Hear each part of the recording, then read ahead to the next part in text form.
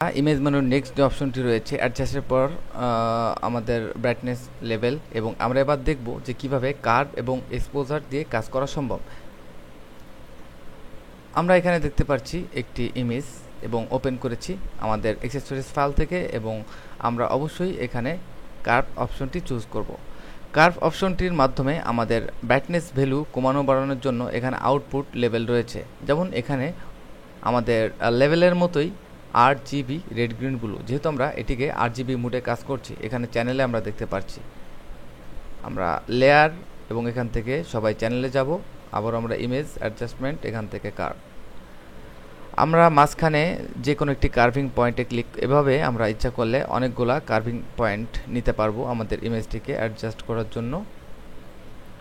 অথবা আমরা যদি এটিকে রিসেট করতে চাই, সেক্ষেত্রে আমরা অল্টার কি প্রেস করলে দেখতে পাচ্ছি এখানে আমাদের রিসেট একটি অপশন এসেছে।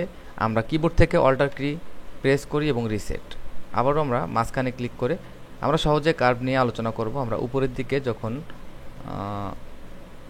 কার্ভিং করব দেখতে পাচ্ছি তখন আমাদের ব্রাইট ভ্যালুটি বাড়ছে এবং নিচের দিকে আমাদের শ্যাডো ভ্যালুটি বাড়ছে। এভাবে আমরা কার্ভ নিয়ে কাজ করতে পারি। এবার আমরা দেখব যে কার্ভ দিয়ে আসলে কিভাবে ব্রাইট এবং ডার্ক ভ্যালু ছাড়াও আমরা ইমেজকে ফিক্স করতে পারি সহজে। উদাহরণস্বরূপ আমরা একটি ইমেজকে ওপেন করেছি, দেখতে পাচ্ছি এই ইমেজে রেড ভ্যালু অত্যন্ত বেশি, যার জন্য ইমেজটি অনেক খারাপ বা বাজে দেখা যাচ্ছে, যার জন্য আমরা কার্ভ ইউজ করব। এবং এখান থেকে আমরা রেড গ্রিন ব্লু থেকে রেড, যেহেতু আমাদের রেড ভ্যালুটি বেশি, আমরা এখানে ক্লিক করে রেড ভ্যালুটিকে কমিয়ে দেওয়ার জন্য জাস্ট নিচের দিকে একটু টেনে নিয়ে আসবো। দেখতে পাচ্ছি যে আমাদের ইমেজটি সুন্দরভাবে আমাদের রেড ভ্যালুটি অটোমেটিক চলে যাচ্ছে এবং কিছুটা রিয়েলিস্টিক কালারে পরিণত হয়েছে। এবং ওকে প্রেস করব, আনডু করে দেখব যে আমাদের রেড ভ্যালুটি অটোমেটিকলি আমরা ডিক্রিজ করেছি বা কমিয়ে নিয়ে এসেছি কার্ভ টুলের মাধ্যমে। এবার আমরা দেখব যে কিভাবে অন্য ভ্যালুগুলো চেঞ্জ হয়। আমরা এখানে দেখতে পাচ্ছি যে আমাদের তিনটি কালার, এখানে হলুদ এবং নীল এবং লাল।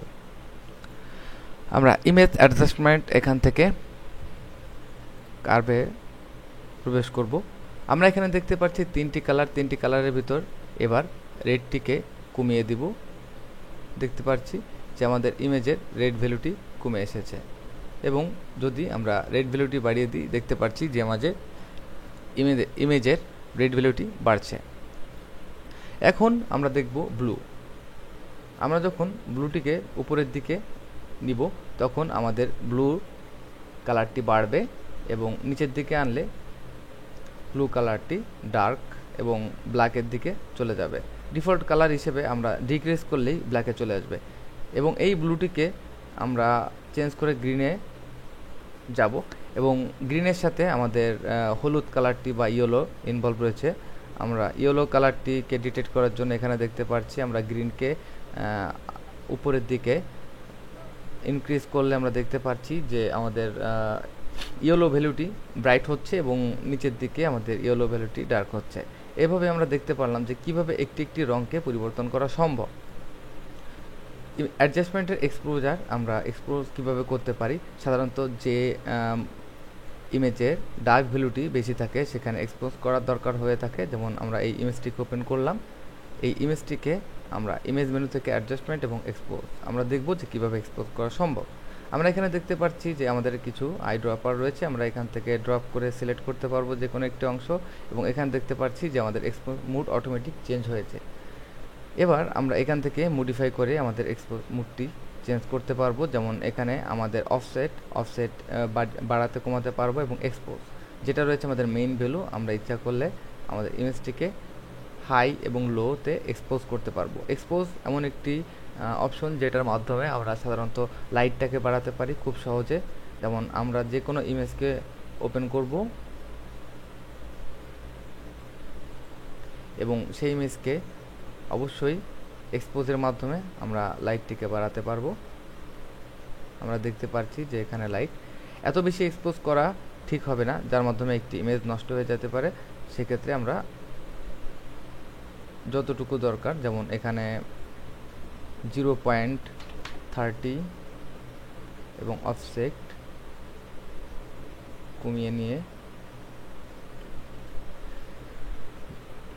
0.60 প্লাস এক্সপোজ করেছি এবং আমরা আনডু প্রেস করে দেখব যে আমাদের এখানে আমাদের পিকচারটি এক্সপোজ হয়েছে এবং এক্সপোজ কালারটি আমাদের ইমেজের ব্রাইট ভ্যালুটি বা লাইট ভ্যালুর উপর ডিটেক্ট করে। আমরা দেখলাম যে কীভাবে কার্ভ এবং এক্সপোজ দিয়ে কাজ করা যায়। এরপরে আমাদের অন্য যে অপশন রয়েছে তার ভিতর আমরা যখন কাজ করব তখন এখানে আলোচনা করব হিউ সিচুয়েশন, কালার ব্যালেন্স এবং black white, photo filter, channel mixer, colour loop. Next আমাদের যে টিউটোরিয়ালটি রয়েছে আমরা আস্তে আস্তে করে এগুলো আলোচনা করব এবং খুব বেশি কালার নিয়ে কাজ করতে হলে অবশ্যই আমাদের অ্যাডভান্স ট্রেনিংগুলো ফলো করতে হবে। ধন্যবাদ।